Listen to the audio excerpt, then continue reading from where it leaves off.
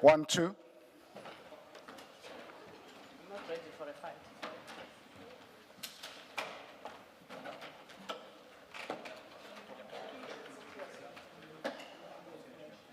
Good morning, all. It's 29 minutes past 9. We are ready to start the day's proceedings. Please make sure that your devices, your cell phones, are off or on silent. Keep them quiet, please. Thank you.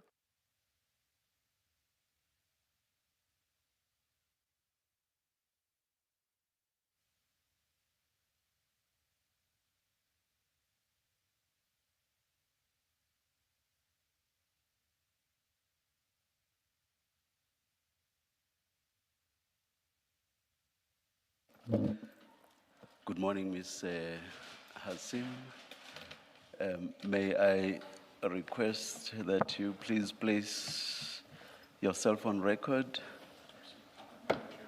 Oh, your mic. Good morning, Chairperson and Commissioners. I'm Advocate Khan, representing General Khan. Good morning, Mr. Khan. Thank you. Yes, Ms. Hassim? Good morning, Chair. Chair, we have an in-camera application that was made by General Khan's legal representatives. The Commission has answered the application. We oppose the application. I won't make my submissions now. I think it would be appropriate for Mr. Khan to address his submissions in relation to the in-camera application. Thank you, Ms. Hassim. Yes, Mr. Khan? Thank you, Chairperson and Commissioners and Ms. Hassan. There are two intertwined issues before you this morning.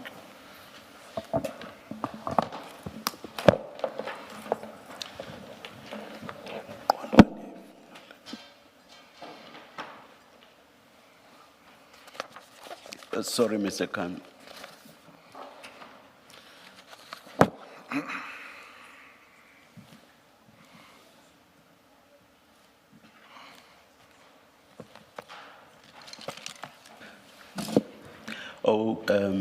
There's something I forgot.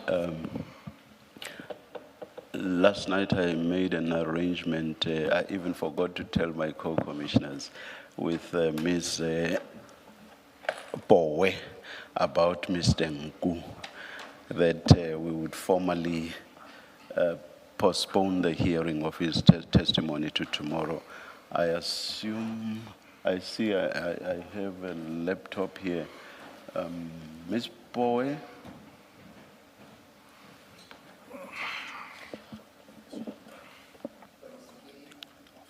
I'm sorry, Mr. Musigidi. It was Ms. Bowe who contacted me. I'm very sorry about that. Good morning, Mr. Musigidi. Good morning, Chair. The arrangement is in order, Chair. He's here. Good morning, Mr. Nku. Good morning, Chair. Yes, Mr. Musigidi. Yeah, Chair will remember that Mr. Nku's testimony was stood down to resume either today or tomorrow. Chair, I wish to report that we are still finalizing Mr. Nku's statement, so we will be in consultation today. And what we are seeking, Chair, is that you stand down his testimony to tomorrow morning. Then we can resume with his evidence then, Chair. Thank you. Mr. Nku, the hearing of your testimony is postponed to tomorrow. Tomorrow, the 2nd of July, 2026. Do you understand, Mr. Nku? Thank you, Chair. I do understand. So you will have to be here tomorrow before 9:30. We will start at 9:30. Understood? Yes, Chair. Thank you very much. Thank you very much. Thank you. Thank you, Chair.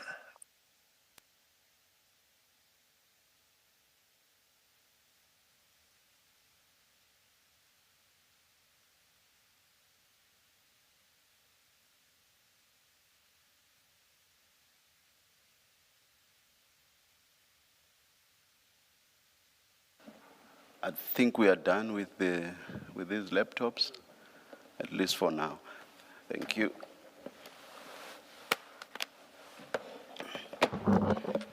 Yes, Mr. Khan. Thank you, Chairpersons and Commissioners. Ms. Hassan. There are two issues presenting themselves before you this morning for consideration. The one issue, as formulated by the evidence leaders, is the question of the in-camera application. And the second issue, while distinct and pertinent, is intertwined to the first issue. The evidence leaders have indicated that notwithstanding the current circumstances in relation to General Khan, they wish to lead their evidence today due to time constraints. I'm going to address both these issues, if I may. Just very, very quick, is it today? The leading of the evidence, will that be today? I understood we are hearing the evidence of some other witness today. Chair, there is another witness who's scheduled, the in-camera witness L, this afternoon. Yes. So the directions we would seek would be for the chair to allocate a date to us. And with regard to the current schedule, I think that the soonest time you could hear me on General Khan's evidence is Friday, since we've just postponed Mr. Nku to tomorrow. Yes. Thank you. So if you could make your submissions on the basis that what the evidence leaders are indicating is Friday, Mr. Khan. Thank you very much, Thank you, Chairperson. thank you. This is the first that I hear of this change. It might have an impact on what I intend saying to you, because I might want to interact with Ms. Hassan and try and get some direction, and if necessary, postpone what I want to say to Friday morning. It will be a short address, but I might be able to clarify issues in advance with her, thereby saving the Commission some time. The first issue can be disposed of this morning, and it emanates from paragraph 10 of the opposing affidavit that was filed, was it yesterday? Yes. I'll just read the relevant portion. In the evidence leaders say the following. The evidence leaders accordingly invite General Khan and his attorneys to reformulate a better focused application having regard to the issues raised in the answering affidavit. Without going into the details of what and what may not be reformulated and what the concerns are, I accept the invitation and we'll do that, given the circumstances that we find ourselves in and the urgency with which the in-camera application was brought. So that disposes of the first issue. As regards the second issue,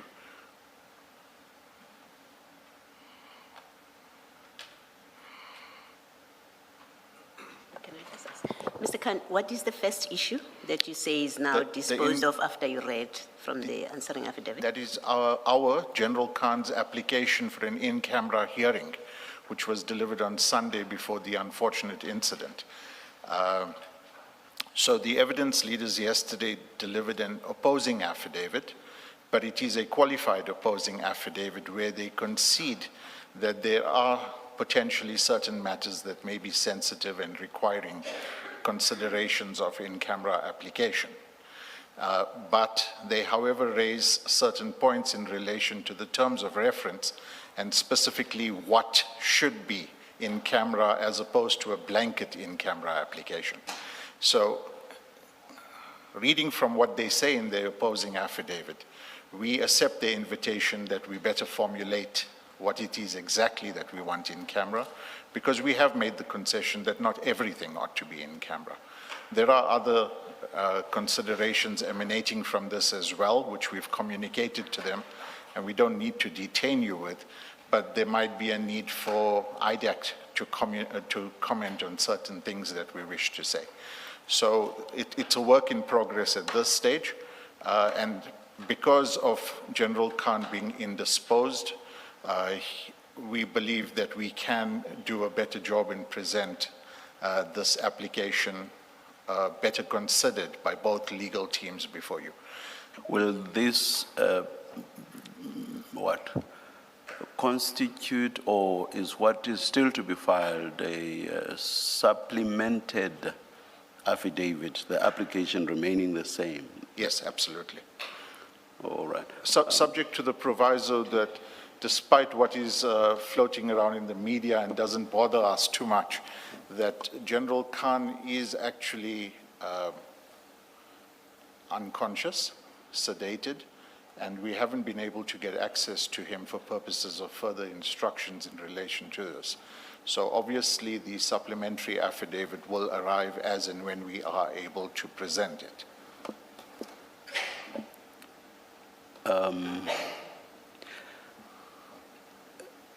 Any further submissions? I just want to ask a quick question. Yeah, there was an invitation for us to present medical evidence. We have now received the J88, which we will immediately make available to our colleagues. And there is a request. Please continue. There is a request by the family members.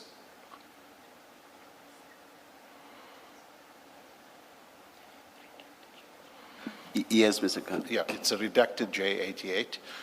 There is a request by the family members that I invite, given what is being said in the media and in the social media, and the concerns raised by the police, there's allegations that this is a contrived shooting, etc., and that General Khan is in fact lying relaxed in hospital eating jelly, that we invite the chairperson and or the further commissioners to have access to him in hospital and to speak to his medical attendants and verify and satisfy yourself that he is in fact in an extremely critical situation as set out in the J88. Morning, Mr. Khan. Good morning, Commissioner. It's just not clear to me what you want us to do with the current application. Do you want it to be postponed sine die while you supplement? Absolutely. And the idea, as I understand it, is that you are going to specify what you are referring to in prayer 2, because as it currently stands, it's too wide. So the idea is that you will specify it in line with the invitation in paragraph 10 of the answering affidavit. Absolutely, it's that. So the current application as it stands will be postponed sine die. Correct. And then the second issue, it doesn't affect this application because the application was about Mr. Khan himself giving evidence in camera and not what the evidence leaders intend to do on Friday. But you say you need time to discuss with Advocate Hassim so that you have clarity in terms of what is it exactly they intend to do on Friday. Yes. Have I understood you correctly? Yes, if we are able to come to some agreement on what happens on Friday, great. But if we're not, then we would like to obviously address you further on Friday morning as to how the procedure unfolds. All right. Thank you. By when will this? Chairperson, Advocate Khan, as I've indicated, is General Khan. General. Sorry. This, I noticed yesterday that the media indicated that I'm General Khan's younger brother, which I'm not. So, yes, General Khan. Both my attorney and I have had access to General Khan. He's not verbal at the moment. He's sedated. He's got tubes coming out of his mouth, abdomen. His doctors have restrained the number of visitors that he may receive. I've brought photographic evidence for the commissioners. And again, we invite the commissioners to attend at his hospital to satisfy yourselves as to his condition. He's certainly not a person who's lying in bed, awake, enjoying his hospitalization and able to give us instructions. So briefly to answer your question, I cannot commit to when this supplementary affidavit will become available. Of course, this supplementary affidavit talks to his ability to testify. So if he's unable to testify, if he's unable to commission a supplementary affidavit, he's most certainly unable to testify. So they go hand in hand.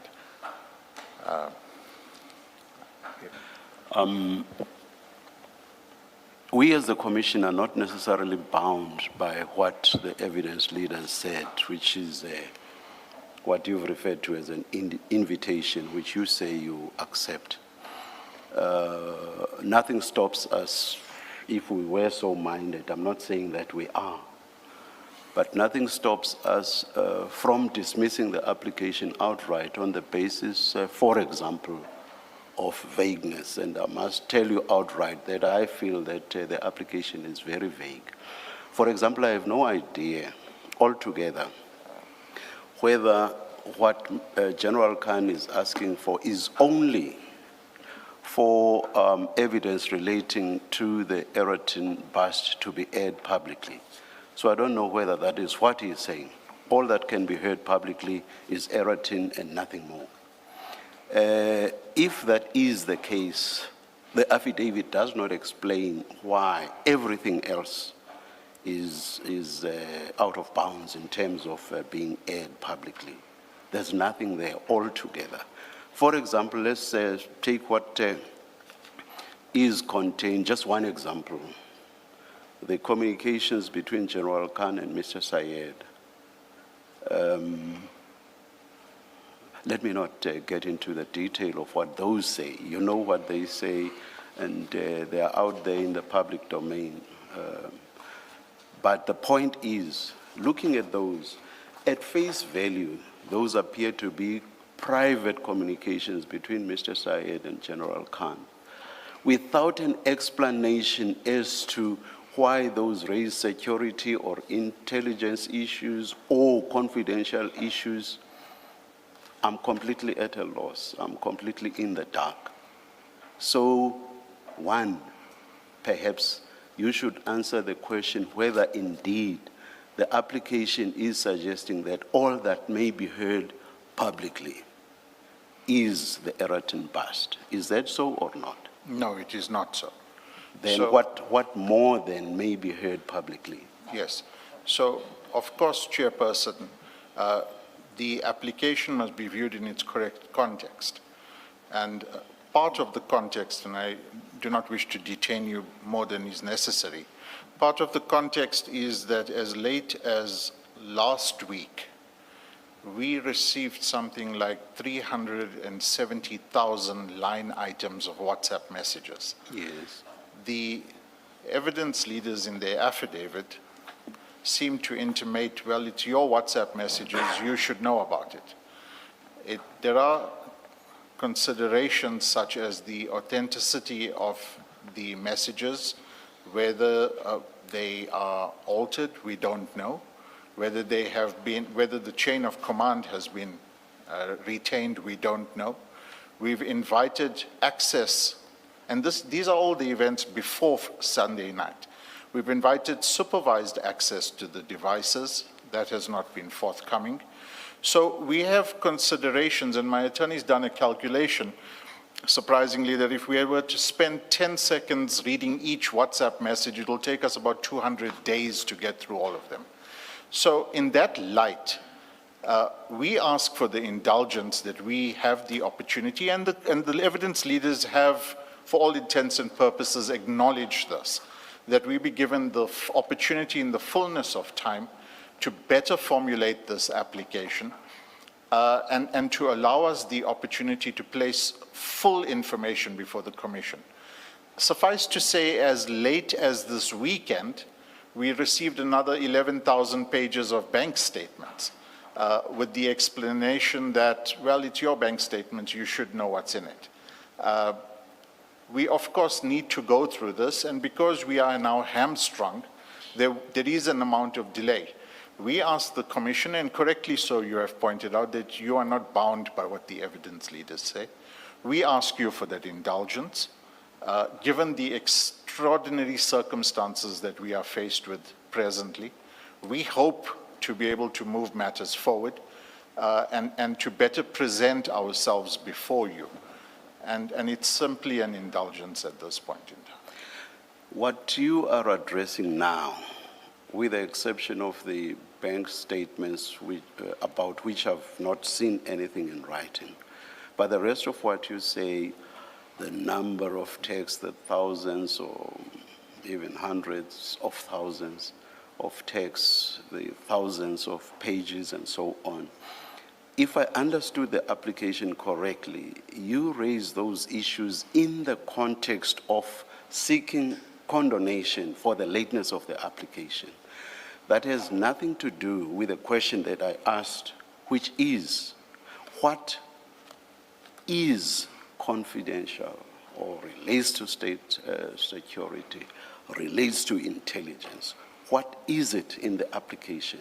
You have detailed all of the things that you have detailed, and none of that addresses the question that I put to you. I hope you understand. Also, and of importance, is that even if you complain about this material that you say was delivered late, General Khan, through your assistance, I assume, has brought an application for an in-camera hearing, stating, as a matter of fact, he doesn't say there's a whole lot of material or stuff that's still outstanding. He has come to this commission asking for an in-camera hearing on the basis of state security, confidentiality, intelligence matters, investigative ways by the intelligence operatives, all of which should not be aired publicly. So he took himself or understood himself to have facts to come to this commission. That has nothing to do with the material you have just placed before us. Because if that was the issue, then he would not have been ready to bring the application. So my point about the application being vague stands. Yes. And you would have, you have to respond to that if you wish to. Please Thank you. do. So, Chairperson, you will note that this application was brought at a late stage on Sunday evening, whilst all these events were unfolding. But, to answer your question, General Khan is not here to testify today, and the commissioners have to unpack what is in the current application. There is room to breathe, to fix up what is currently a lacuna in the application, and I concede that before you. If you were to close the door without offering us a better opportunity in this But at the very least, Mr. Khan, you should be able to explain the basis on which the application was brought in the first place. Yes. So, for example, the application in so many words refers to the relationship between General Khan and Mr. Syed, and I think it's the only example it actually touches on. I may be wrong. So it does refer to that, and all it does is to talk about context and how the intelligence system bears relevance to that relationship. But are we to take General Khan on his word on that? We cannot. We cannot grant the application on his word. There's some context. What context? There's some bearing. What bearing?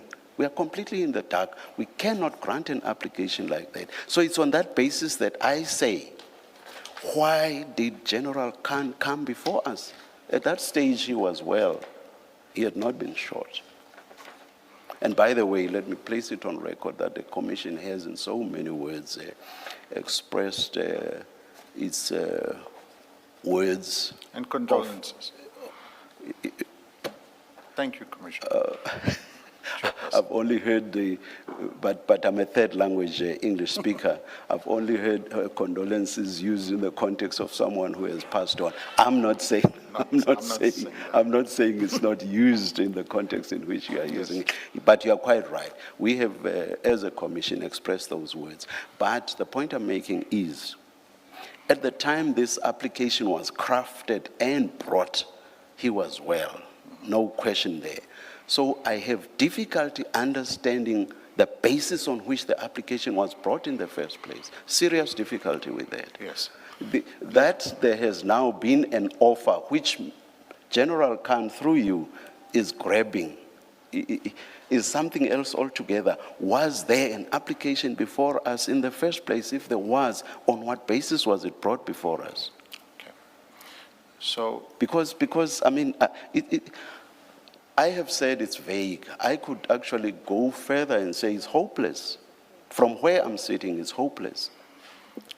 so, Chairperson, we are faced with the following situation. This application was brought on Sunday. On Monday, the evidence leaders conditionally opposed this application. There isn't even a replying affidavit before you at this stage because of circumstances.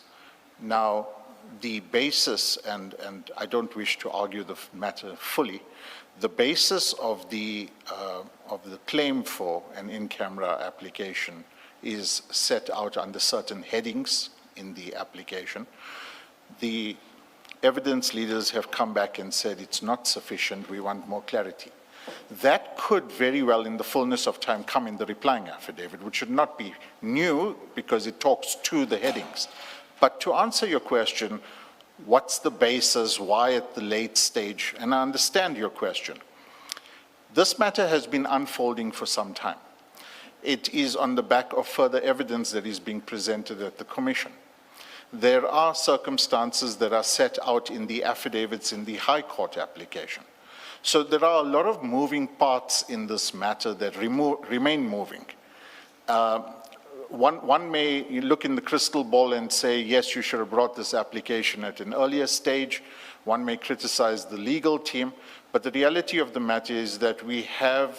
I am not raising any of those. I'm raising a different point, but please continue with your response. I am submitting to you, Chairperson and Commissioners, that there would be no prejudice or harm affording this application to become ripe and then considering it as opposed to dismissing it summarily at this stage without a replying affidavit and without a full opportunity to place more information before the Commission. So it's an indulgence that we seek. Your powers are wide, and there we find ourselves. So do I understand you to be saying you have no answer to my question? Because even up to this point, you have not answered my question. Do I understand you to be saying you have no answer and that perhaps everything will become clearer once what you call a replying affidavit has been filed?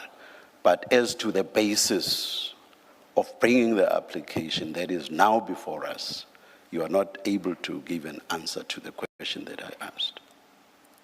I did not hear a direct answer to that question. I've heard everything else you have said in this regard. May I have an opportunity? Yes.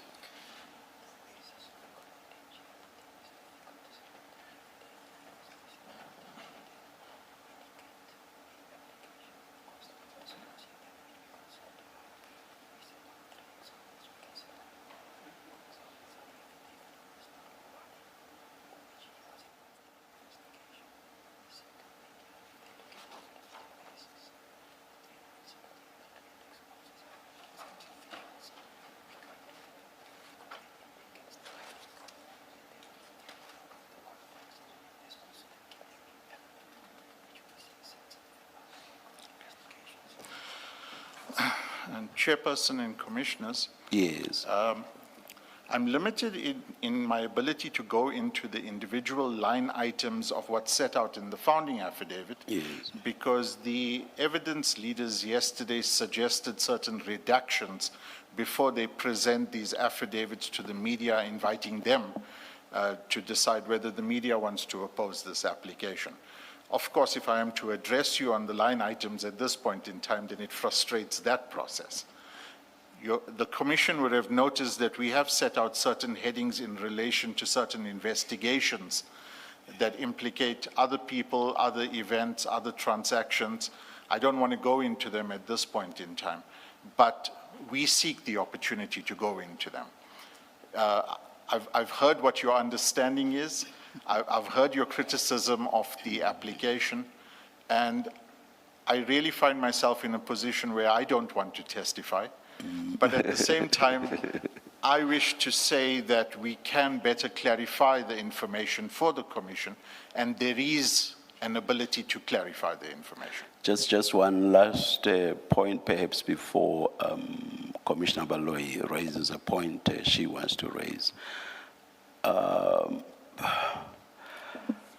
As a commission, we are not a court of law, but this is a judicial commission of inquiry, and so some of the laws, even procedural matters applicable to courts may well apply to us as well. Where am I going with this? Are you proposing making out a case in reply, which you would not be able to do if this were a court of law? So are you proposing to make out a case in reply? If so, can you do that? So I answer that on two bases. The short answer is obviously no. We all know that as lawyers.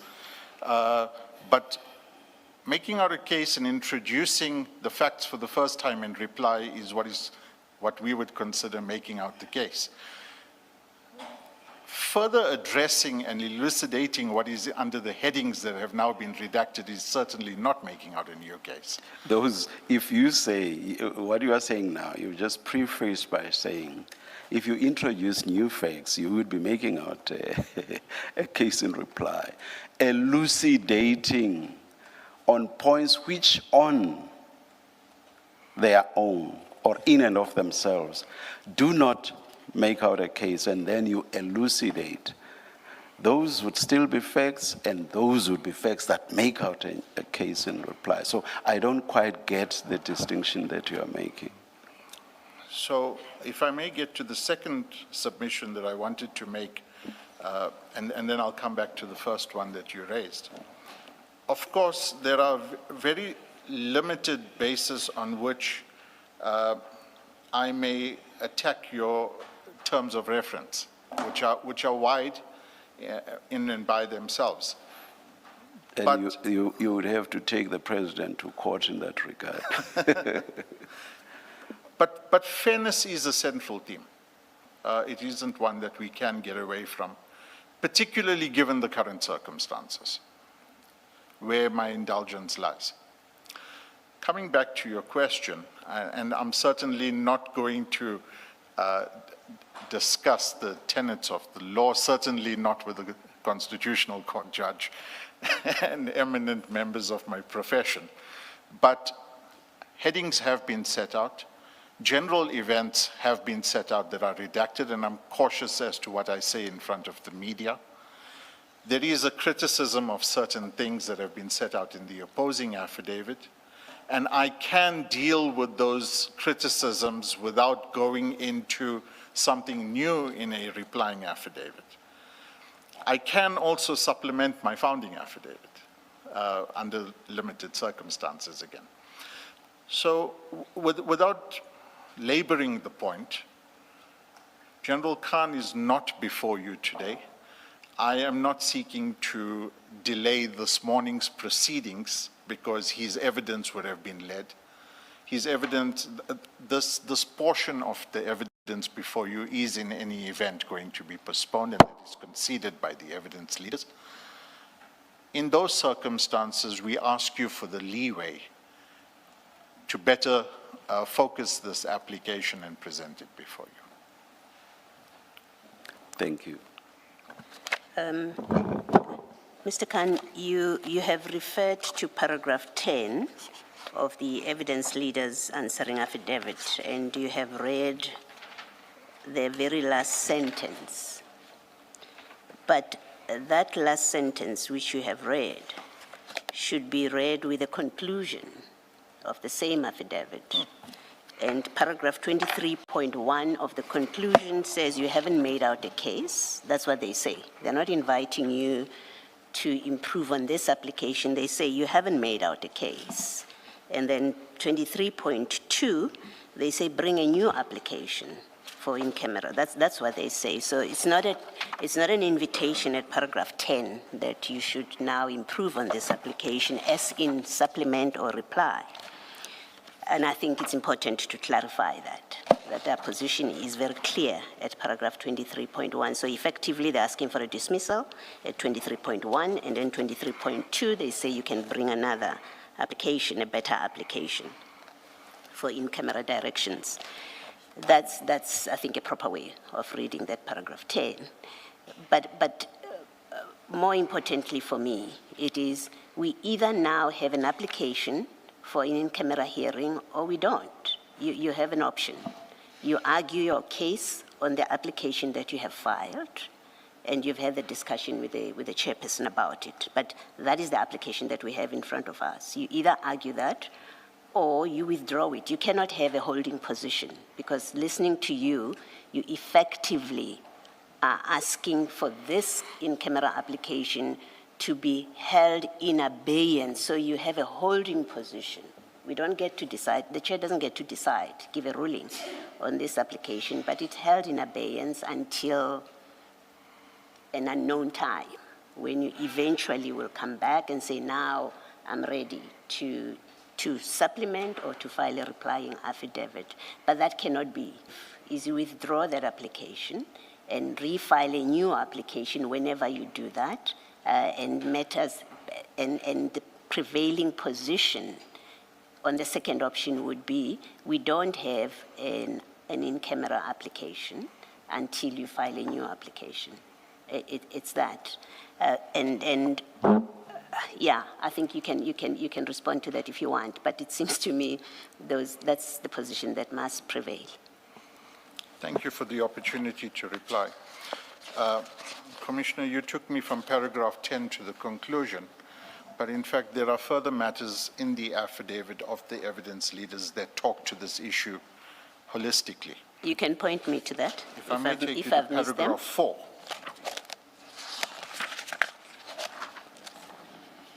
Yes. Paragraph 4 is not an unqualified opposition. They say so, it's a qualified opposition. But more importantly, the concession is already made by the evidence leaders in paragraph 4 that some of General Khan's evidence may very well be held in camera. Yes, no, that's not my debate with you.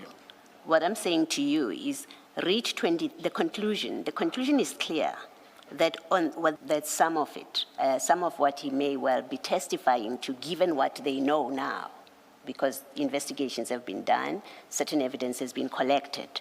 So the evidence leaders may well hold that position, that there is some evidence that's going to have to be in camera.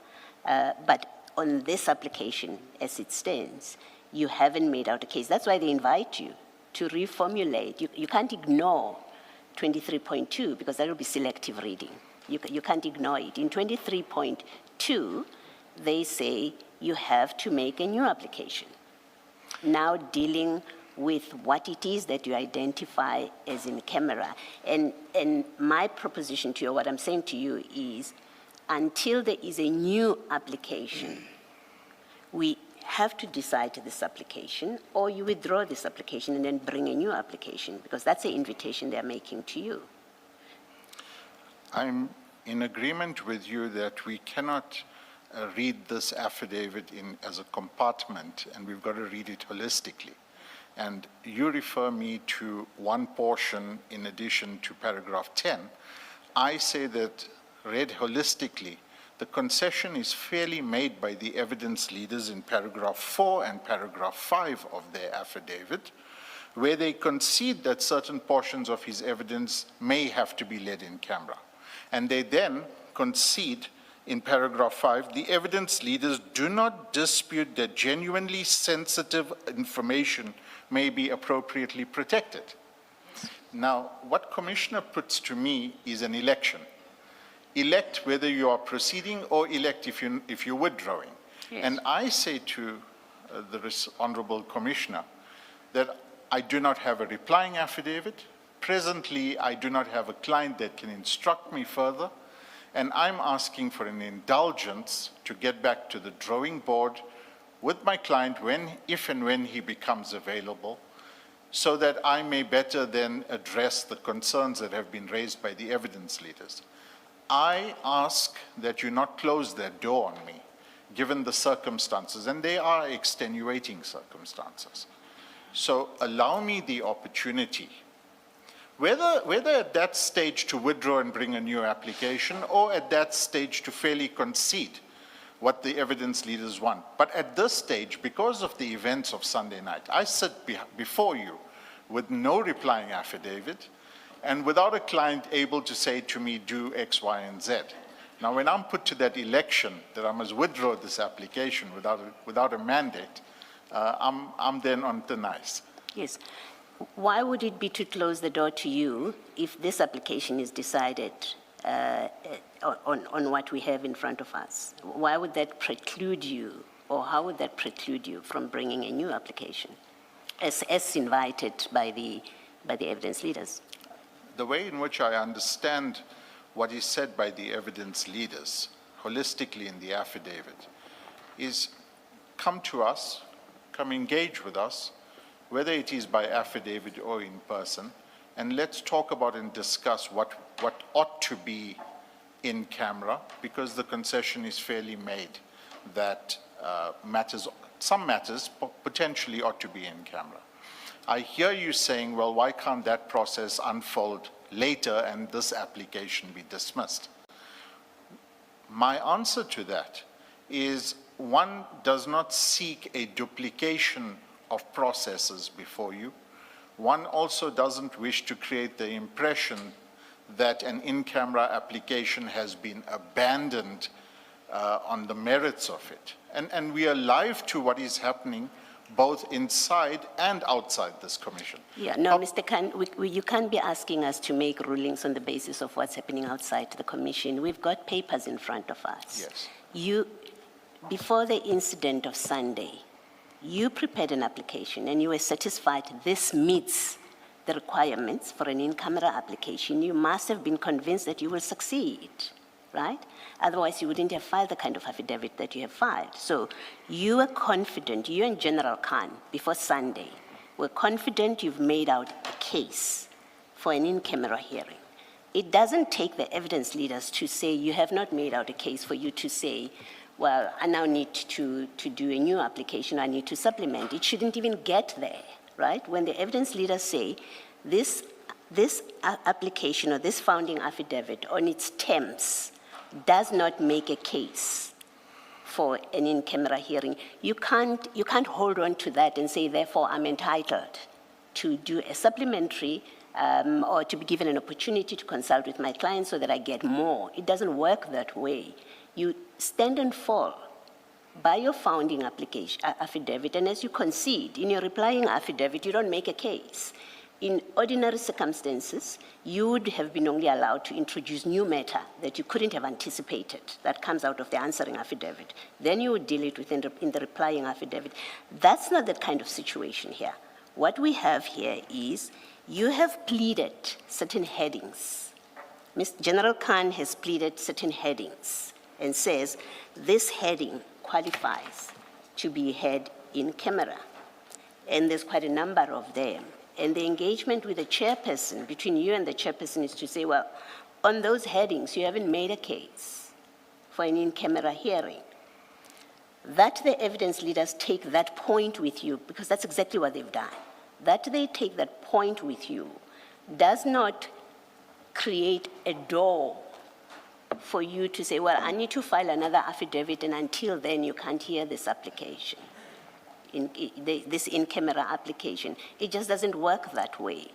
Effectively, what you are seeking is you seek to hold the hand of the commission in abeyance until eventually you are able to consult and get instructions from General Khan, whenever that will be, because that's effectively what your submissions is.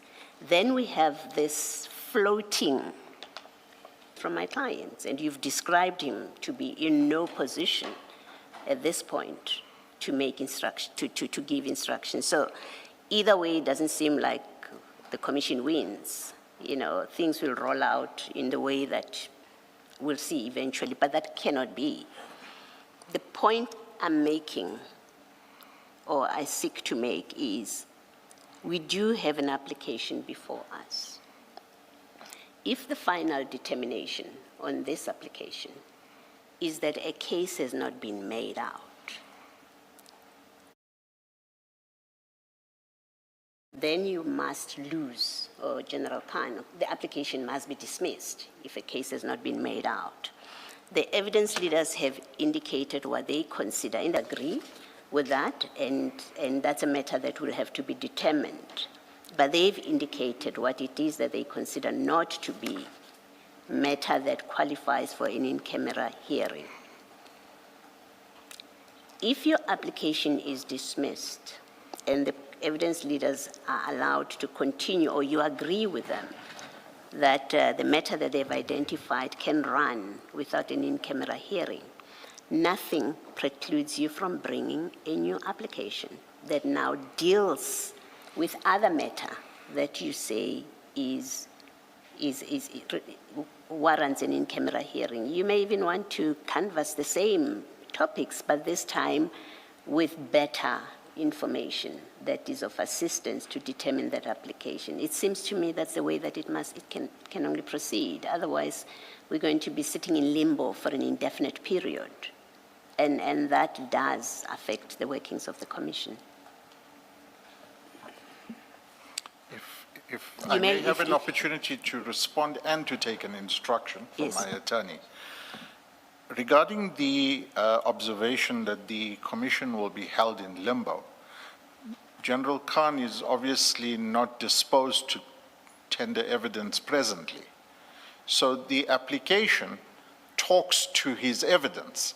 And if he, and rather than put the cart before the horse, if his evidence is not coming, then the issues surrounding the in-camera application for present purposes are moot. So if this application were then to follow at a time when, if and when he is ripe to testify, if we get there, then obviously this application must talk to that set of facts. Currently, this application, I hear you to say, is holding the hand of the Commission. I do not understand that aspect because the Commission's work continues as it is. It relates to the evidence of General Khan. That's what I meant. And I thought you would understand. I'm speaking specifically to the evidence of General Khan. And that affects the scheduling. That affects the scheduling because, for example, there will be no witness on Friday. There will be no witness on Monday. So it affects the scheduling. That's the context in which Commissioner Balo is, amongst others, making the point that she's making. If I may take the instruction, please.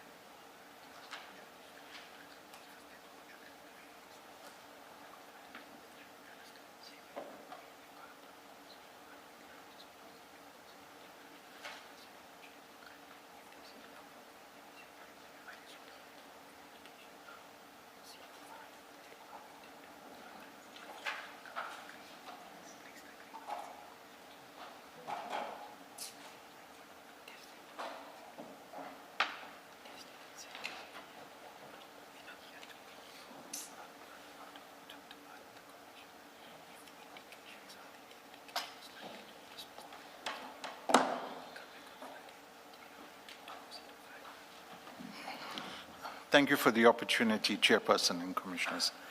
Our position is that we don't wish to hamstring the work of the Commission. As regards the evidence of General Khan and what is to unfold, we're told by the evidence leader at this point in time that they will be addressing you on Friday morning.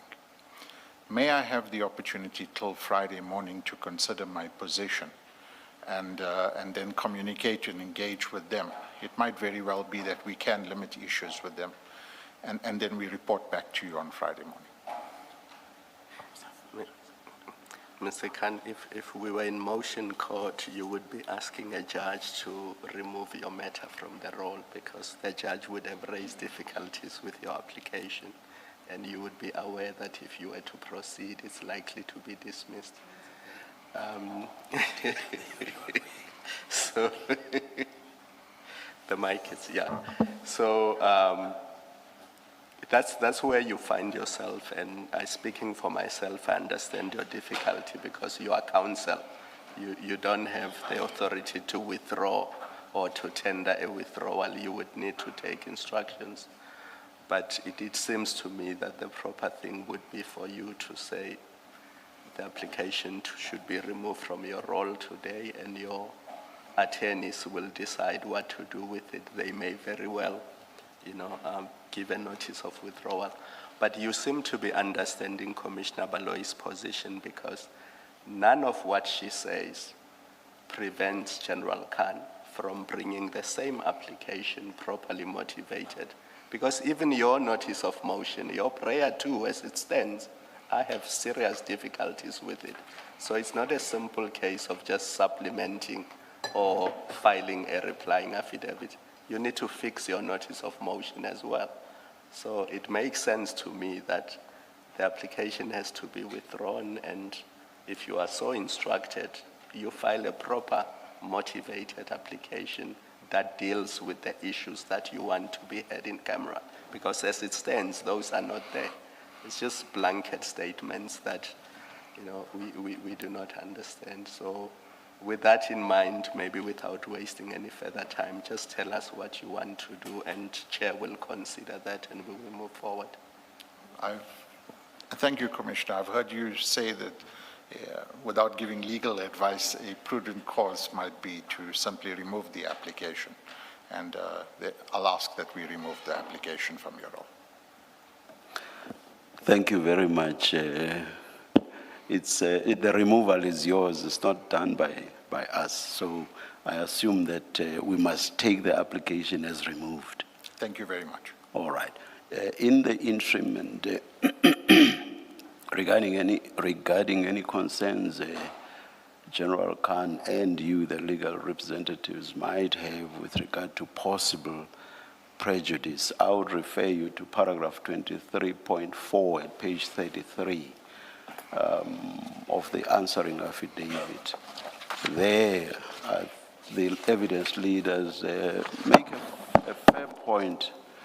The evidence, they say, I quote, the evidence leaders will engage General Khan and his legal team on how to present evidence on the remaining topics in a manner which does not compromise confidential crime intelligence information or prejudice the safety of informants or undercover agents.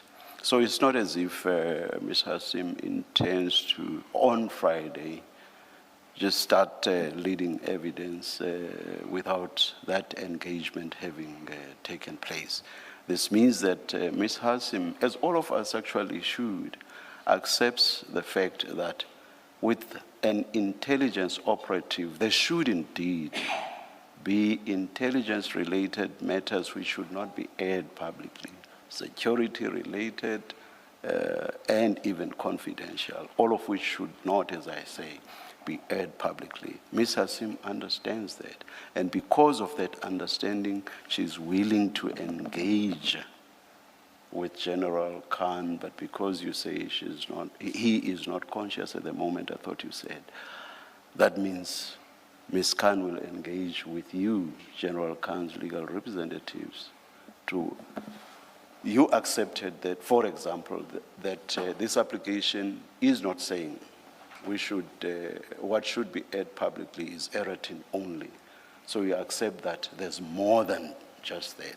So that's the ground which will be covered by the engagement between the two sides, as it were. So in a sense, this provides somewhat of a cushion. Yes, Chairperson, there is some comfort in this statement here. Yes. And that is why I prefaced my address to you with my desire to engage with the evidence leaders and see how we can come to some resolution. Yes. No, thank you. Thank you very much then. This is closed. The application is withdrawn, so this discussion is closed. But, yes. No, I did say we cannot withdraw.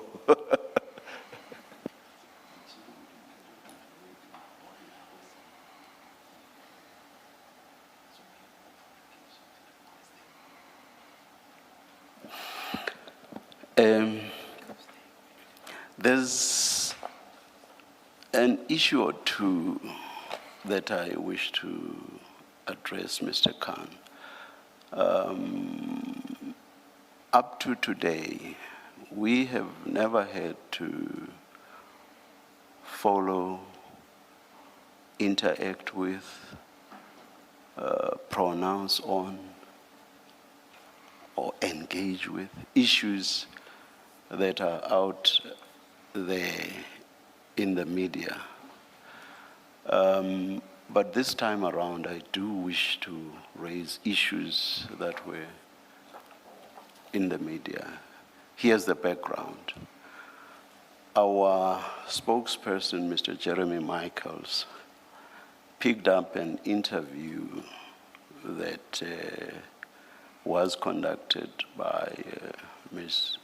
Zianda Ngobo, and she was interviewing you. Our spokesperson was quite concerned by some of the things that you said, and he suggested to the commission that a media statement should be issued addressing those issues that concerned him. After discussion within the commission, the view taken was that rather these issues should be raised here in open session with you. I will commence to do just that. At what time did General Khan serve his papers on the commission? It was Sunday night, was it not? That's correct. At what time? My attorney is checking right now. It is at 4 minutes past 11 on Sunday night, Chair. 4 minutes past 11, yes. And at what time is General Khan supposed to have been shot? If I may.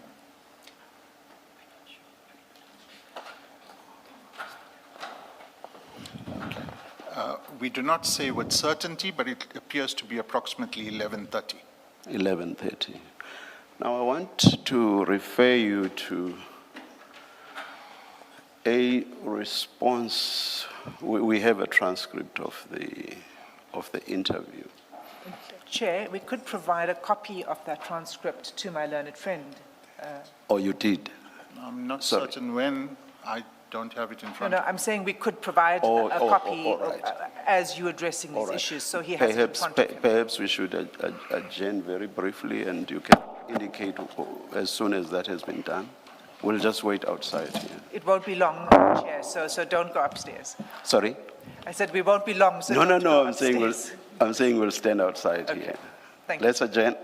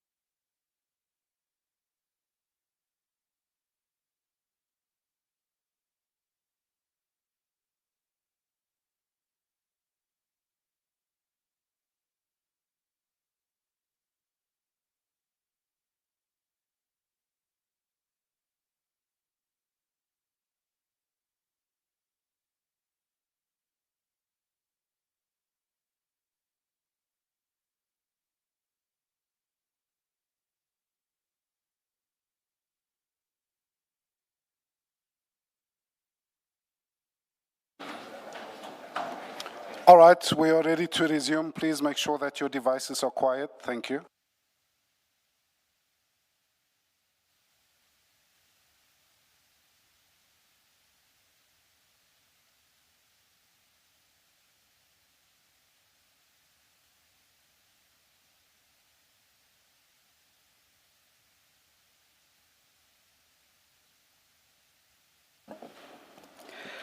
Well, the last question I asked was what time General Khan was shot or is supposed to have been shot.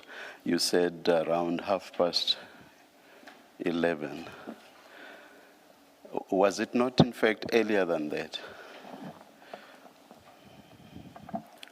Chairperson, I have not spoken with the police, neither have I seen any of their investigations. You will remember that I bent over to my attorney and asked him, and that is what was communicated to me. So, Oh my God. they've independently, I'm unable to answer that question. Somebody took my laptop and my copy of the transcript. Oh gosh. Yeah, perhaps. But before we stand down waiting for my laptop,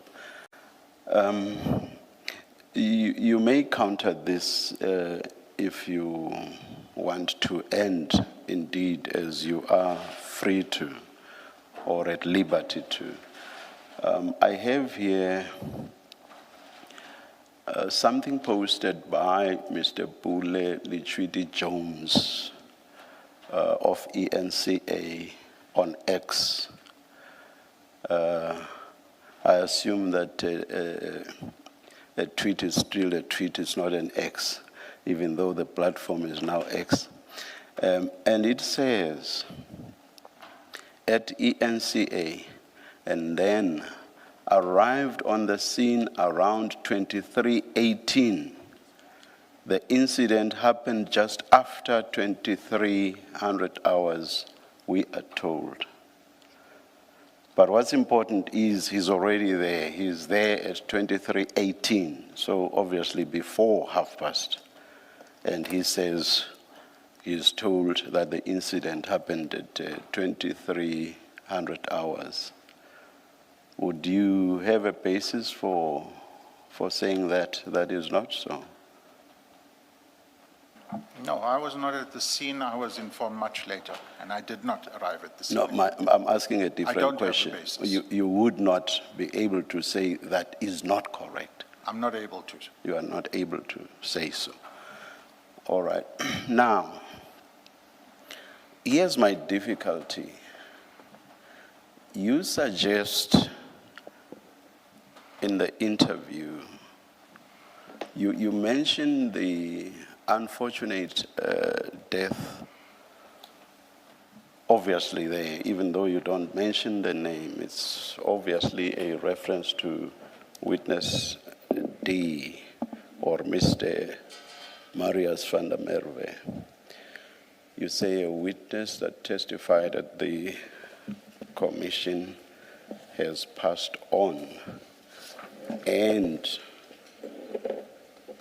you then mention the fact that the application was served, and then you suggest that there is or must be a leak within the commission. Everything looked at in context, you are suggesting that General Khan may well have been shot as a result of that leak. Because if you are not suggesting that, why else mention this? Am I interpreting your response correctly? No. Please tell me what your interpretation is. Why would you have mentioned the leak or the possible leak, and why would you have mentioned the death of Mr. Marius van der Merwe? Yes. So your chairperson and honorable commissioners, you will notice from this transcript that was just provided to me, and I don't doubt its authenticity, that At the beginning of the transcript, I indicated that I'm reading a statement on behalf of the family. Present with me was my attorney and members of the family standing around, and I was instructed to read the statement.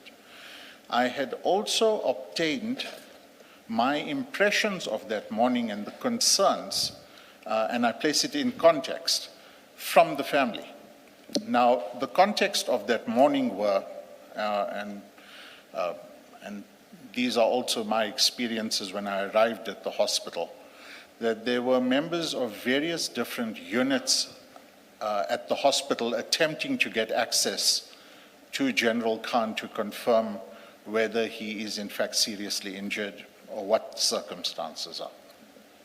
But then turning specifically to the question itself, which appears at page 7 of the transcript, and if I may read it for us, Ms. Ngobo says the following, and in fact, maybe I should pause because you referenced something about Mr. Pule. I have not spoken with Mr. Pule, but that's a separate issue. That's just for timing, and I'm still Yes. to zoom in on that. I'm Yes. still to zoom in on that. So, Ms. Ngobo says, because the impression that I am getting now is that immediately after you delivered papers to the Madlanga Commission, this happened. In other words, that affidavit firstly would implicate possible other high-ranking officials, which would then by implication to an extent mean that perhaps you also would have a leak of some sort, either on your side or maybe on the Commission side. My answer to that, sorry, let me finish it. Am I misunderstanding the way that this has been framed? My answer to that, well, at this point, it is speculative. And the speculation that I receive is from the information from the family expressing their concerns that morning in respect of a man that is shot, that is in ICU, and that is being rumored to be losing his life. I say further, it is speculative, but we do have concerns. Now, the concerns that I'm speaking about are based on the following, amongst others, and I'm again cautious to speak in the media. The question was, is there a leak on your side or a leak in the Commission? And I say it is speculative, but we have concerns. And we do, in fact, have concerns about leaks on our side. We also have concerns that have been expressed to us, for example, that, and I'm traversing other issues such as the police raid at the premises of General Khan, that the media were in fact there before the police arrived. One person who appeared before the Commission has already been murdered. This is something, and it appears elsewhere in this report, and it's also reported by the different journalists. Did General Khan fear for his life? He communicated directly to me and my attorney seated next to me that in light of all of these events, and he specifically mentioned the murder of somebody that appeared before the Commission, that he feared for himself. And you'll see in this report, I say, he used different vehicles, he took different routes, and he consulted his legal team at different locations. I go on to say there had been an attempt on General Khan's life as he was to appear before the Commission, and there is grave concern that there might be a compromise within the Commission. General Khan had expressed to my attorney and myself that in fact his team was the unit that did the security services for the Commission itself. Now, this is not to say, and I say this unqualifiedly, that this is not to say that there is a leak within the commissioners, within the evidence leaders, but there are police officers involved in these incidences that General Khan was concerned about. And that concern was carried over by his family to the police trying to get access to him on the morning of the incident. But lastly, I say, and I qualify this, but at this stage it is speculative, it is speculated by the family, if that assists, Commissioner. You see, this is not only about what you intended to convey, but it is also about how reasonable listeners would have understood this. You are saying this in the context of General Khan having been shot. And in that context, you mention leaks or compromise. Or what did you mean by compromise? I understood it, and I believe myself to be a reasonable listener. I understood you to be referring to leaks from or by the commission. Absolutely not. And I also understood that to go back to the context in which General Khan was shot. So all of that, when you look at it holistically, it suggests that we served the commission late last night. He gets shot after service of the documents, and there are leaks within the commission. When you look at the totality of all that, it does suggest, or it may reasonably suggest to a reasonable listener, that you are basically saying that as a result of the leak, General Khan, or rather, General Khan may well have been shot as a result of the leak from the commission. That would, or that's a possible way in which a reasonable listener would have understood what you said. May I reply? Yes. I unqualifiedly, before you and the media, say that that is not my instructions, and that is most certainly not what I intended to communicate to the media with my attorney and family members of General Khan present. Thank you. May I say this then? If you are ever to make media briefings again, be careful of what you say and don't say anything that may tend to impugn the integrity of this commission. You should be very careful about that. I note what you say. Are you within what's colloquially referred to as the organized bar, or are you a so-called independent? Organized bar. Organized bar. Well, as I know them, having been a member of the so-called organized bar for many, many years, there was, I'm not saying there should still be, because even within the bar sometimes there may be disagreement, but there was a rule that said members of the bar can only go out to the media, be interviewed, and make statements to the media after having received permission from their bar. Otherwise, you don't just go out there and make. I repeat, I'm not saying that that rule should still continue to exist. Perhaps some might even say, does that not infringe the right to freedom of expression, and so on and so on. But the point I make is, if that rule still exists, and without it having been removed from the rules of the so-called organized bar, I wonder whether you got the permission, or if you didn't, what your basis for engaging in this in the first place was. But anyway, that's not for me. I'm just stating that that's how, as someone who once was a practitioner, that's how I know the rules to have been. I don't know if they still are. Anyway, you have said that that was not your intention, and I've already admonished you never ever to make statements that may tend to impugn the integrity of the commission. Let me move on to a second issue.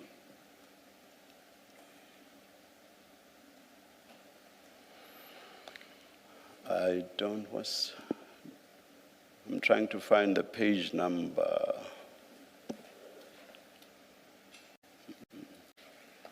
Anyway, let me just read this. You say there has been some contact with the Madlanga Commission, and we understand that they have directed representatives to arrive at the hospital to confirm that General Khan has in fact been shot, or alternatively whether this is something less serious than what it is made out to be. Who is supposed to have given this directive? My attorney is looking for the correspondence right now. All right, all right.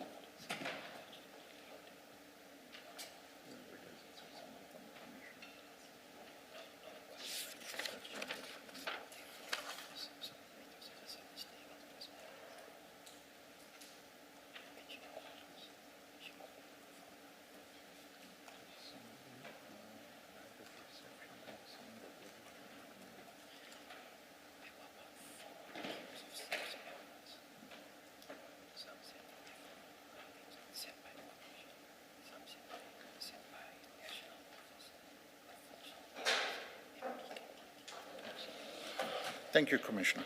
Yes, Chairperson. yes. My attorney has instructed me in relation to this, and of course, the comment that I made is what I was instructed and obtained from my attorney.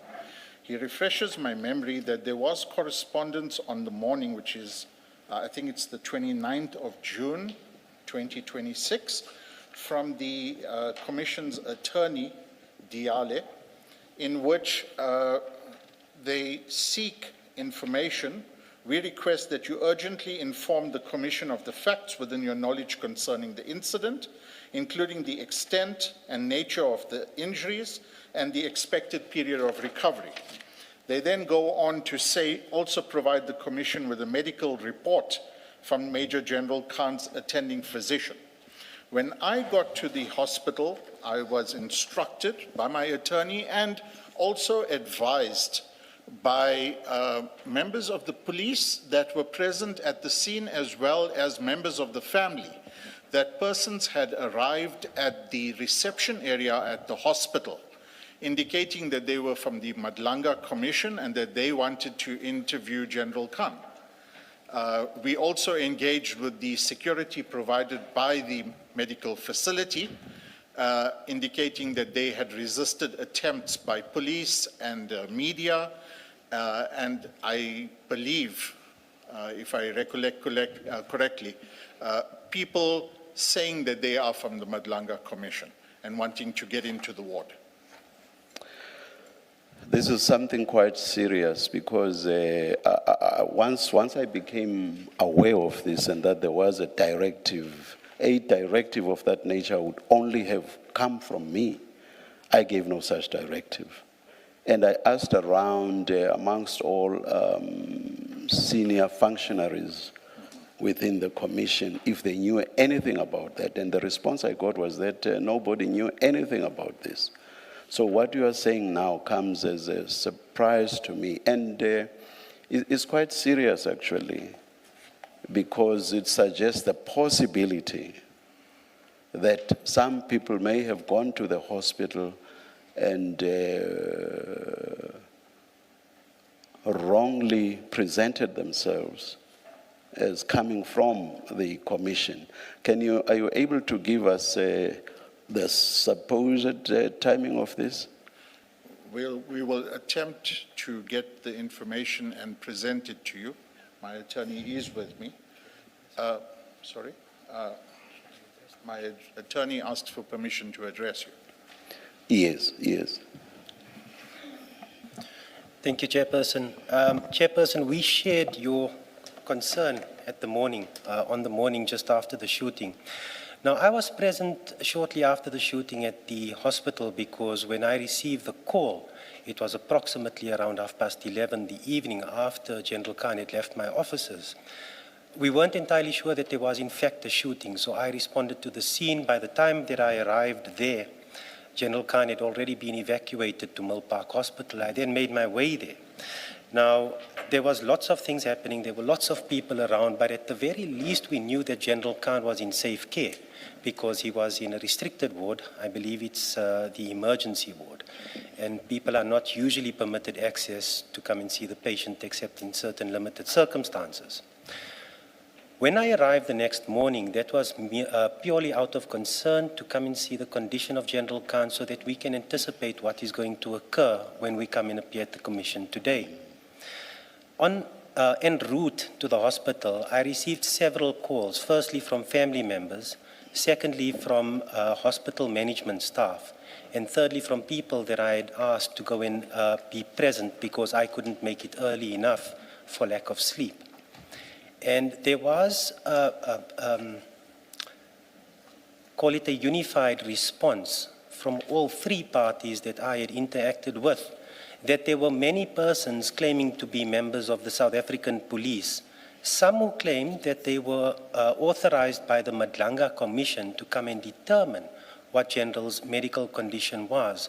Our impression from that was that there was an acceptance or perhaps a view that General wasn't in fact shot, and all of this was simply a red herring created or crafted in order to avoid having to testify at the Commission today. There were persons of the police who claimed to be from the PKTT as well. Another faction of police came from DPC. I believe that's the Provincial Commissioner's Office. And there were also policemen from the Norwood Police Station. Now, we are receiving, or we're confronted with this assault of persons demanding that they have an audience and that they be permitted access to General Khan's condition. So we simply put in a blanket policy to say, let hospital management intervene in order to stop all of this, because we need to sort the wheat from the chaff. We need to know who's authorized to be there, who's not authorized to be there, and whether or not they are willing to demonstrate any identity that allows us to confirm or refute that they are in fact SEPS personnel. What I'm trying to say, Chair, is that we were unable to determine who was making which allegation, but I can confirm now that there was a party claiming to be police personnel who attended at the hospital and tried to portray that they entered under cover of this Commission's permission to come and determine General Khan's physical state. I think that may satisfy your question, Chair. If there's anything else, I'm happy to remain on the mic. And did you tell Advocate Khan that the people who did this were either police or people who presented themselves as police? Did you tell Advocate Khan that?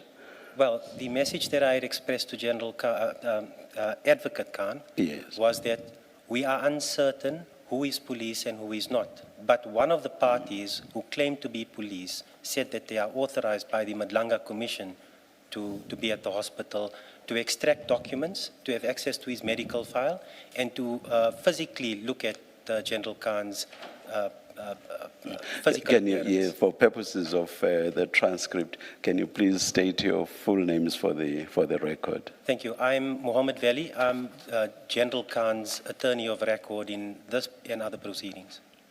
Yes, thank you. I must tell you outright that there is no way that I or the Commission would ever send police to go check on anybody who say is in hospital.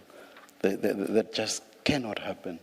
And I would imagine that anybody applying their minds closely and carefully should realize that we would never do that as a Commission. I mean, we have so many functionaries within this Commission, so many. Yes. We have what? How many evidence leaders now? 9, 8, give or take, evidence leaders, some of them quite senior. We have chief investigator who's assisted by 4 or 5 other investigators. We have our commission secretary. We have the commission's spokesperson. I think I've mentioned all the senior functionaries. I hope I have. If we were ever minded to do any such thing, we have never done it before. There's correspondence between the attorneys on the other side, and the commission's attorneys indicate what they want to do, for example, which is what happened with another witness who has medical problems. There's that engagement. And even there are instances of hospitalization. The commission has never just pounced on that witness at hospital. It has never happened. So coming back to you, Mr. Khan, I find it very strange that on something so nebulous, you could have gone out to the media and said, you understand, I think that's the word you use, that there's a directive from the commission for people to go check on General Khan, to check on the various aspects that you itemized in that media interview. How you could do that on something so nebulous, it just escapes me altogether. Chair, you would recall Sorry, earlier General, this- maybe, sorry, Mr. Khan, maybe before you respond, let me add this to this conversation that you made. I think it's important that you clarify it in your response. In fact, in that part of the transcript, you said there has been some contact with the Madlanga Commission. Now, that's not true unless your attorney has been in touch on this topic, because I'm reading at page 8, right at the bottom. You say there has been some contact with the Madlanga Commission, and we understand that they have directed representatives to arrive. A reading of that, in fact, understanding, having followed that interview, it represented that you or your attorney or somebody has spoken to the Commission representatives, and they've understood, and from that, they understand that the Commission intends to send people to go and verify the truthfulness of what was reported in the media. And it is important that you clarify whether there was such a contact with the Commission. My attorney asks to address this. Yes, he may. Yes, Mr. Valley. Thank you, Chair, Madam Commissioner.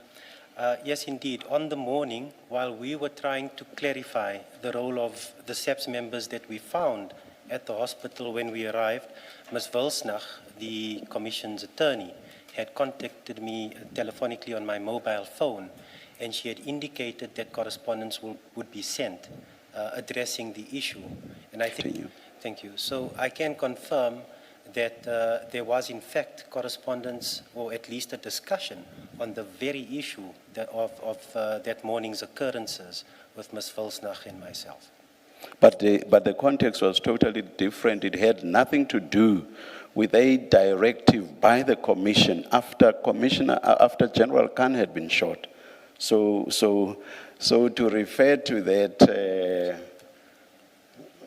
yes, to refer to this contact with the Madlanga Commission on something that had happened in the morning, and which had nothing to do whatsoever with the visit to the hospital on the Commission's directive.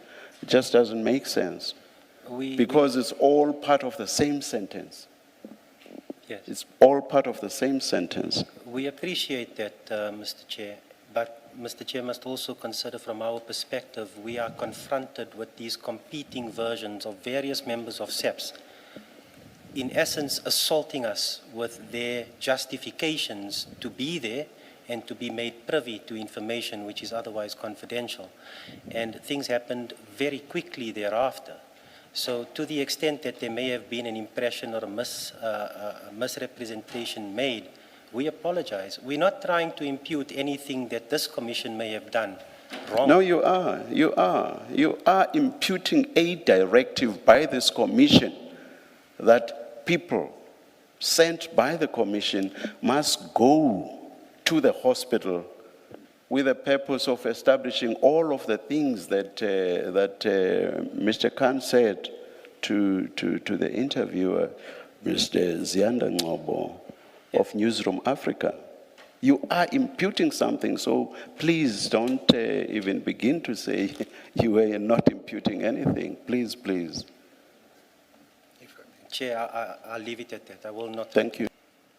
Based on the nebulous information that has been placed before us now, how could you have said this publicly for all of South Africa to hear? Based on this very nebulous information, how could you?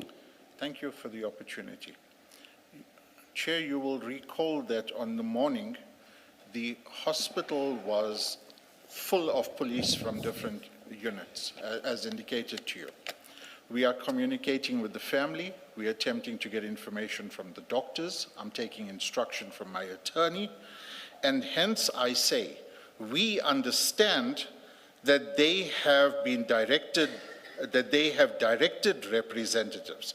I don't say they have. That is simply the understanding that is conferred upon us. Now, I'm getting this information from multiple sources. The hospital manager, my attorney, the family members.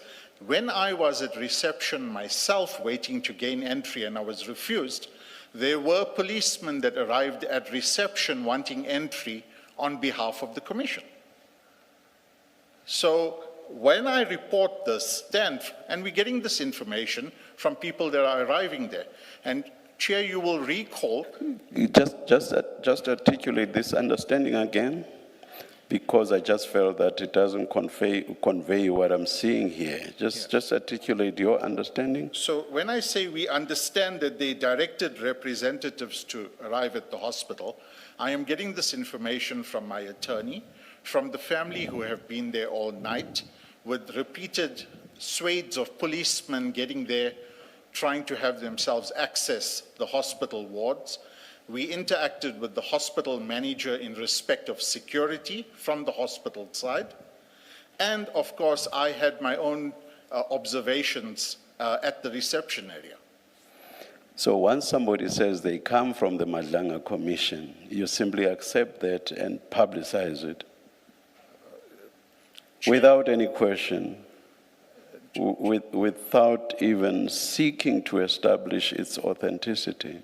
You just go out there publicly and you say something like this about the commission. Chair, we understand criticism that is being leveled at us, but these were all qualified as speculative. We are informed, we are told. This is in the first morning. Yes, there was speculative, I think twice with regard to the first aspect I engaged you on. I do not see speculative here. But I say we understand. What difference does that make? Well, the person applying their mind evenly to this thing will certainly understand that this is not concrete information. It's our understanding that's been conveyed. You see the meaning you want to convey would apply to this or make sense if this was what you had said. And we understand that there were people who claimed to be representatives of the commission. Because I understand you to be making the point that I've just made. That is not what you said. I respect that is definitely not what you said. I respect and accept your correction of what I intended to say. Certainly, I intended to say exactly what you've said at this moment. Unfortunately, you did not. Unfortunately, I did not. You conveyed something negative about the commission. In the moment, on live TV, with my attorney next to me, with multiple interviewers, it is unfortunate. And if there is any misapprehension or ambiguity, let me not accept that there is. Let me just say you stated something wrong about the commission. If you want to say misapprehension, it must come from you, but you stated something wrong about the commission, yes. Unreservedly, I apologize to the Commission. I see that it is open to multiple interpretations, and I apologize unreservedly. Thank you. Ms. Hassim, it was indicated to me whilst I was looking that way that you wanted to say something, please. Chair, in fact, at the point at which I was going to intervene, I was going to say that I don't need to be as restrained as the commissioners perhaps need to be in addressing this issue that the chair has raised. But then you went on. And there are a couple of things that I must put on record from the perspective of the evidence leaders. This communication in the public with the media is of great concern to us because it does bring the work of the Commission into disrepute. There can be no doubt about the impression that's created by these kind of remarks. Now, on this last point, on the first point, which is that the leak, the point of the leak, the answer, the prudent response would have been, I will not speculate, full stop. I actually said I was going to come to the timing. I forgot, but let me leave it now. I think we've debated it, and Mr. Khan has tendered an unreserved apology, I think, in respect of both issues that I raised with you. I confirm that. Thank you. Please continue, Ms. Hassim. Thank you, Chair. All I'm saying is that the answer, the appropriate answer would have been, I will not speculate, full stop. Nothing further. But instead, the comment went on to suggest a link between the filing of papers on the Commission and the terrible incident that followed. Or, in fact, it didn't follow, according to the timeline. And this is important. Why don't we know? Because there's been no formal communication by General Khan's legal representatives with this Commission until we specifically requested it. So on the 29th of June, the letter that my learned friend referred to says the following. It says, we note with concern, and it was sent in the morning, we note with concern the media reports that your client, Major General Khan, was shot last night. We are relieved to understand from those reports that Major General Khan survived the attack and is receiving medical care. We wish him a full and speedy recovery. That's the first thing. The second thing is, what we're trying to say is we're hearing this from the news. We're hearing this from media, from social media. It's not factual information on which we're entitled to simply rely without more, especially since we are engaged and have been engaged with General Khan's legal representatives for some time. Actually, to add to that, as I said earlier, I don't have the page numbers. Mr. Khan says, I will not go to the question, but he says, we await an indication from the Madlanga Commission as to the way forward. So they themselves were choosing to remain supine, just folding their hands and doing nothing. That adds to the point that you are making. Precisely, Chair. That was a point I was going to make, and I'll point to the part of the record that the Chair is referring to, because we cannot rely on media reports in order to understand how we are to move forward on something as, as serious as this. So this is the reason for this communication. One, to express our concern, and two, to get a response on the record what exactly is happening.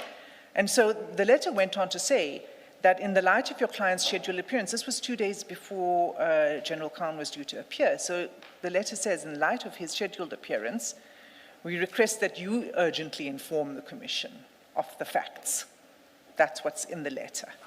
Concerning the incident, the nature of the extent of his injuries, expected period of recovery. It went on to say, please provide a medical report from General Khan's attending physician to address these issues. not because we doubt anything, but because the appropriate course of action by the legal representatives is to put the Commission in the know. That's why. And we said so. The final paragraph is just, in the letter says, this information is required so that the chair may consider the position and issue such directions as may be appropriate regarding General Khan's scheduled appearance. That was the reason for the request. So the legal representatives were in possession of this letter before my learned friend addressed the media. So that's the first thing. The second thing is, as Mr. Valley has now said, Ms. Wilsnack had contacted him on the morning of the event to alert him to this correspondence. So he had the contact number of Ms. Wilsnack, the attorney for the Commission. Why did he not pick up the phone and seek to verify the claims of the people who were purporting to be representatives of the Madlanga Commission, who were there trying to get access to General Khan? That would have been the appropriate course of action. They didn't do that. Now, which leads me to say that the responses that we are now receiving to the questions that are posed by the chair regarding the content of this media briefing is a convenient, sort of after the fact, opportunistic response to the questions, because now, being faced with it, there's a gloss that's being applied to these answers, because none of this would have happened if what I'm saying had taken place, which is contact the Commission directly. You had the contact number, and you didn't do so. So the last part of the communications in the media briefing is what the chair refers to, and that's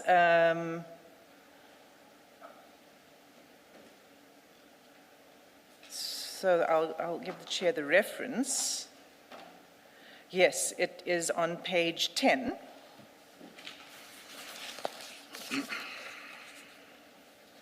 And it's just above line 10. It's line 7, where my learned friend says, well, of course, he was due to appear on Wednesday. We await an indication from the Madlanga Commission as to the way forward.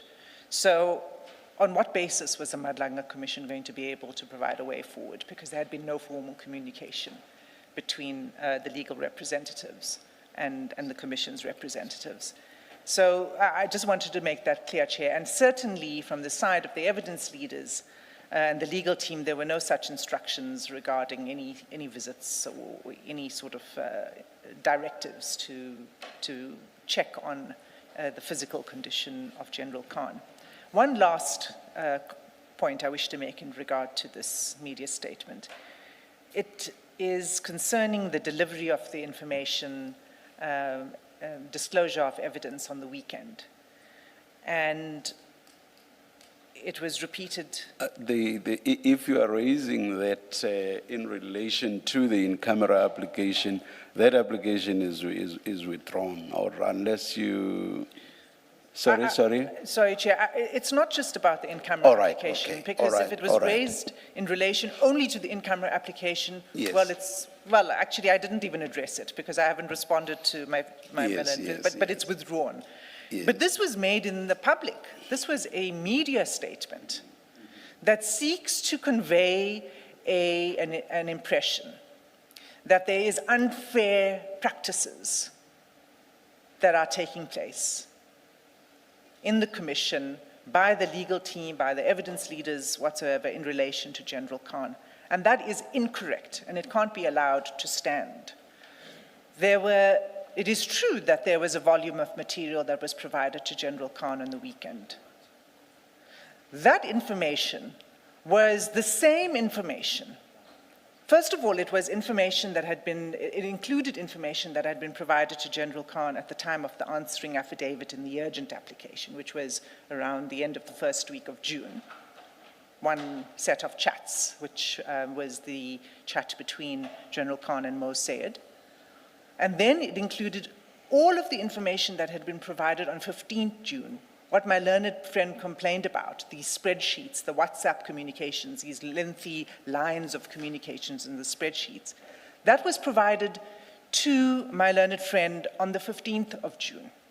What was provided on the weekend was a more usable format of exactly the same information, an easier to read format of the information, and in fact, a truncated version of that information, because by then we had curtailed exactly what it is we wish to refer to when we were going to be questioning General Khan. So it was a subset of information that had been provided on the 15th of June.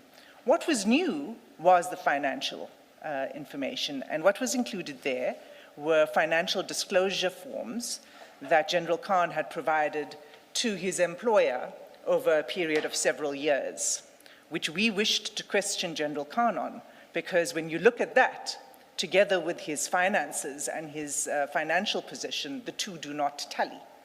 So in order to alert the legal representatives that we would be doing that, we provided the financial disclosures and then the bank information, and there was a summarized version of the financial, of the bank account information. It was in a spreadsheet which said in globular terms, these are the companies in which you have a shareholding or in which you are director. This is the inflow and outflow of the finances in these companies, summarized in the spreadsheet.